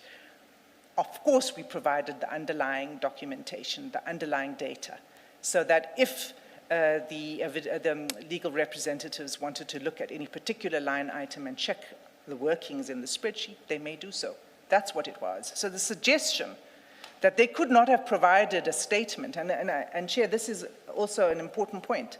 We never received... Before you move on to that point, just to confirm, at page 8, Mr. Khan said, so of recent days, we have had the Madlanga Commission on Friday deliver some 37,000 lines of WhatsApp material. And then he goes on to say, and yesterday, as late as yesterday, they delivered some 8,000 pages of further documentation. Is this correct or not, from what you're saying now?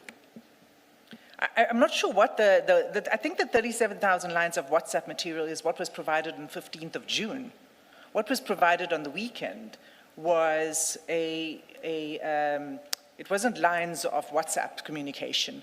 It was the actual depiction of those WhatsApp chats as the commissioners are familiar with when we take witnesses through. So it looks like what you see on your phone. That's what was provided. Do you provide 8,000 pages as at yesterday of the incident? Of this the 8,000 pages would have included the WhatsApp communications, which ran to over 6,000 pages. That's true. But as I said, that body of evidence was a subset of what had already been provided. It's not new material, and in fact, it was in a more, as I say, usable format for General Khan's purposes. So it's not true that there was new information. Thank you. Just a minute, Ms. Hassim.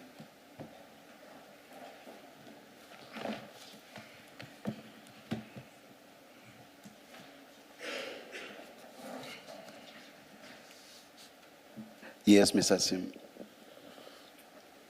So, Chair, I mean, all of this was meant to you know, I presume, no, there's one more point in the media briefing that's important. And that is at page, it starts at the bottom of page 2.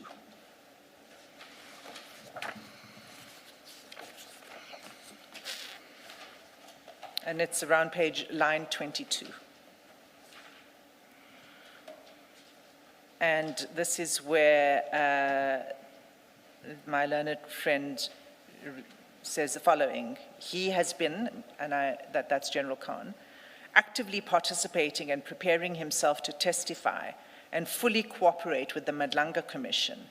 And he intended this Wednesday to fully lay bare involvement of senior members of the South African Police Services in certain offences and criminality, as well as speaking to criminal syndicates and what appears to be interference designed to destabilize certain portions of our community.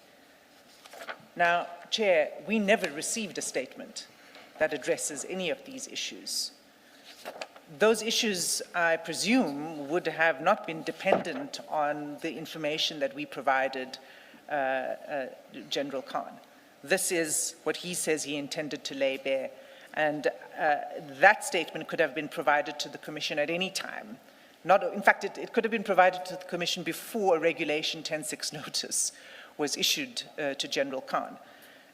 These particular topics, we have not ever received a statement from the Commission setting this out. So that was never in the Commission's possession at any time, let alone at the time that the in-camera application was made. Is it not possible that a point might be made that his submissions could not have been expected to be piecemeal, and that he would have wanted to make one submission addressing everything? I would want to hear that submission in full in order to respond to it, because even if that is so, there's no reason for why, and we can go through the 10.6 notice, I don't propose to do so. The information that was requested in the 10.6 notice was information that General Khan could have answered. It wasn't dependent on information, further information from us. So why I'm pointing out this paragraph is because it seems to suggest that it is this kind of information that General Khan was going to reveal to the Commission that put him at risk. But we never received a statement that sets out what I've just read out from this statement, Chair. So, Chair, those are the submissions I wished to make from the perspective of the evidence leaders on the media statement, because we took objection to the content of the statement. But also, Ms. Hassim, if he didn't file this, as I recall, the 10.6 notice fixes a date by which a statement must be submitted. Correct. So that would have been the case here. And if he didn't file by that day, you couldn't claim that he was cooperating with the Commission. In fact, he had not complied. Yes. And we then granted an extension. Yes. And then he did not comply. In fact, the last communication on when the statement was going to be delivered was along the lines of, we can't comply with your deadline. We will file it when we are ready, and it will be sometime. It will be before the 1st of July. And in fact, it never came. Thank you. Ms. Hassim, oh, by the way.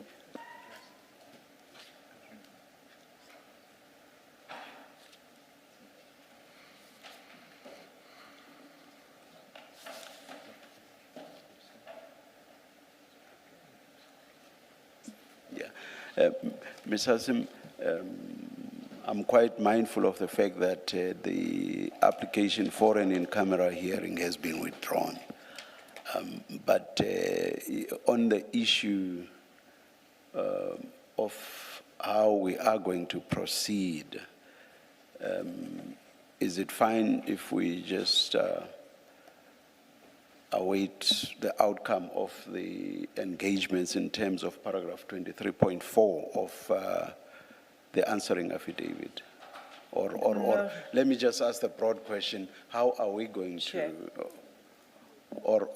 or is that something that, yes, let me hear you. Let me just hear you. Well, the in-camera application has been withdrawn. Yes, that's why I prefaced the point that I'm making. So we're going to proceed as we proposed, which is to lay out the evidence before the Commission that we've advised we wish to traverse. Yes. It concerns topics that were raised in the answering affidavit, but not only the enterprise that has criminal allegations attached to this enterprise. There's a range of evidence that's relevant to that topic. So the evidence would be what we deem to be material that can't ever be subject to some form of confidentiality because it concerns tenders and the like. The second is so I've covered the two. It's what's in the answering affidavit, additional evidence that's relevant, and third, evidence in relation to General Khan's, the financial position, wealth and lifestyle. Those are the issues we wish to put before the Commission, and given that the application has been withdrawn, we see no reason why we shouldn't proceed along that basis. What we can engage my learned friends on is additional evidence that that General Khan has said he wants to put before the Commission and that he has concerned about. Now, what my learned friend didn't talk about was paragraphs 27 to 46 of their founding affidavit. So I presume that that is the evidence that is of concern in those paragraphs. And we can engage my learned friends on that and how we deal with it and when we deal with it. So that is separate from what we will be wanting to proceed with on Friday. Ms. Hassim, I thought it was not so much the content, but the procedure. How do you intend to proceed on Friday in the absence of General Khan? So if you can just address that. Sure. Yeah. Thank you, Not so Commissioner much Kumar. the content So of... it's not without precedent. We would follow the same kind of approach that was followed when a previous witness, Mr. Van Wyk, was unable to be present. And the evidence is led. And that does not mean that the witness, in this case General Khan, wouldn't have an opportunity to respond. In due course, he would have an opportunity to respond. So in summary, the evidence leaders intend to present that evidence to the Commission, and if General Khan at any point should come back, he can respond to that. That is correct. Those Those are my submissions. Thank you, Chair. Thank you, Ms. Hassim. Mr. Khan, you may respond, but of course, I proceed from the premise that I do not expect you to again traverse the ground that we traversed, which led to an unreserved apology with regard to two aspects that you and I debated. Yeah. Yes. Well, I say no more than my conclusion of an unreserved apology and regret for the ambiguity that has been raised here. My attorney would like to, however, say something in respect of Ms. Hassim's address regarding the documentation, if he may. As you know, the practice... Not wanting to speak on behalf of him in respect of matters particularly within his knowledge when he is present. Okay, in the interest of time, we'll do that, but I hope it's not something that will recur. Yes, Mr. Valley? Not at all. Thank you, Chairperson, for the opportunity. Ms. Vilsnach had contacted me, and the telephone call was opportune because that was in the morning. It was, I think, after 10 o'clock, and I can check for accuracy if Chair requires me to do so. But at the time, we were still engaging with the hospital manager in our office with SEPS members in order to bring clarity to the question of who's authorized to be there and what they're authorized to receive, and also balancing what the hospital's processes and policies were. Ms. Vilsnach wasn't the only person who contacted me. I'm just checking on my email. Mr. Kerwin Pokpas of DI Attorneys also contacted me. And we had spoken briefly about how we saw the matter to proceed and how they intended to see the matter to proceed. And there was a suggestion that we convene a meeting with the evidence leaders who are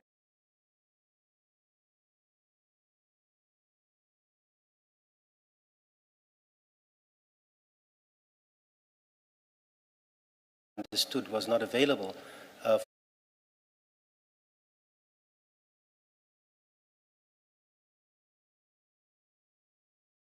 for the duration of that day. So it's not as if we simply sat back on our haunches and did nothing. We had engaged with Mr. Pokpas telephonically. He then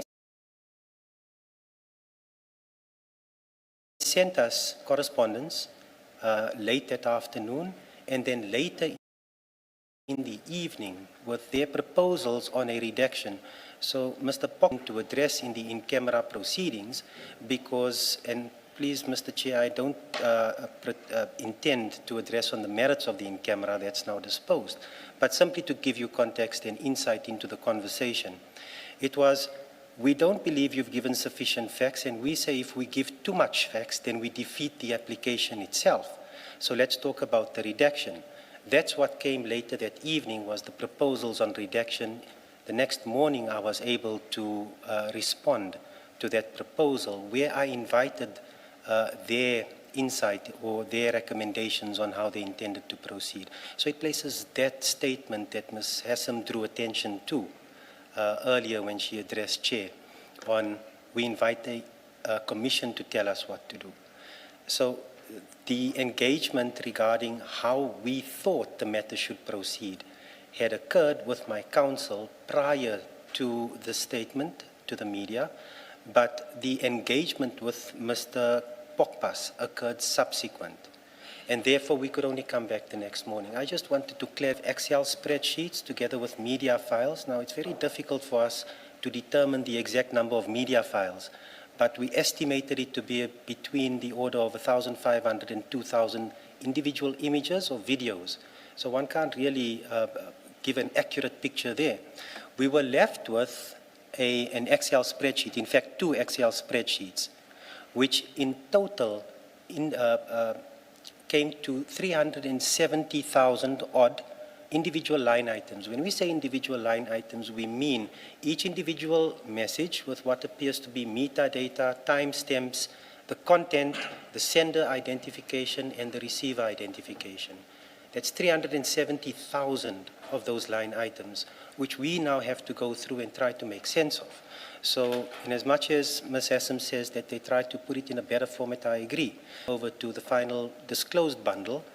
But not only that, it contained file metadata and a host of other documents which appeared to be forensic documents giving an indication of accuracy or authenticity, which we couldn't really go into. We were interested in the chats. That came to a number of pages, which we didn't calculate at the time. We were simply trying to put it into a better format. Before we could complete that, Chair, that's when the third disclosure came, which was on Saturday afternoon, and a second email on Saturday evening, this past weekend. And we tallied up the pages. That was 11,373 pages had we printed those documents as they stood in 3 files. File 1 was what Ms. Hassam describes, and I accept what she describes, a more streamlined version of the WhatsApp chats. And our estimation was that was about 6,000 to 6,500 pages of WhatsApp chats. What was new to be about 5,000 additional pages. Now, it's not that we can simply take it at face value, because the Excel spreadsheets were the source documents on which the summaries were based. And when we consulted General Khan, our client, on Sunday, he said the figures can't be right, so we needed to interrogate that. So it's not as if this was information that we should readily have at our fingertips. We needed to firstly read it, understand it, engage with our client, be directed to the right person to give us definitive answers, and all of that takes time. So just to place it in that context here, I think you would then perceive the difficulties that we were trying to describe from that position. And in relation to the media statement regarding the information of what General Khan intended to address to this commission today, what my learned friend Mr. Khan had said in his affidavit regarding the headings, there's information regarding these rubrics that we had given, perhaps not in the detail that the evidence leaders expected or required of us, but it certainly was mentioned. And I don't want to mention it here because then I'm going to defeat the very purpose of that application. It was mentioned. It doesn't come out of nowhere, and that's the point that I tried to make to Chair. I'll leave my submissions there unless Chair has any further questions for me. No, it's not to you, Mr. Valley. I'm just wanting to confirm whether I had understood Mr. Khan earlier on the last submissions of Ms. Hassam, and specifically how she proposes to proceed on Friday. I thought you had earlier said you would want to address that on Friday morning. Did I mishear? And if I heard you properly, is that still your position? Just so that there's no confusion about where we We land. are uncertain at this time because we intend engaging on a number of issues. Of course, if we're unable to reach agreement or consensus on those issues, then we would look to you for directions on Friday.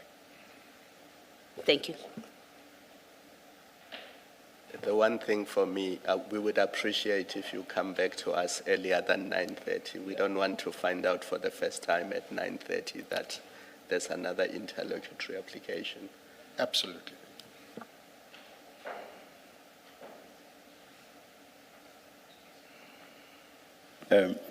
Ms. Hassim, it looks like we are done, or is there anything else you think needs to be raised?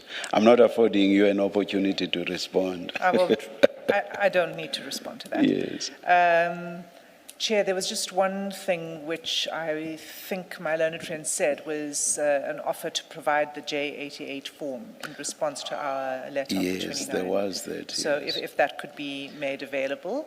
And then Yes. May we leave it to the attorneys to interact on that, and I'm sure it will definitely be availed. Mr. Khan having made the point earlier today. Yeah. Yes, Chair. Thanks. Yes. So that's the only point, really. And then we can adjourn. There is another hearing in camera to take place. Yes. A ruling was made yesterday that we would hear the evidence of witness L in camera, so we'll basically adjourn for the day, and we will resume at 9:30 tomorrow morning in open session. Let's adjourn. Thank you, Chair.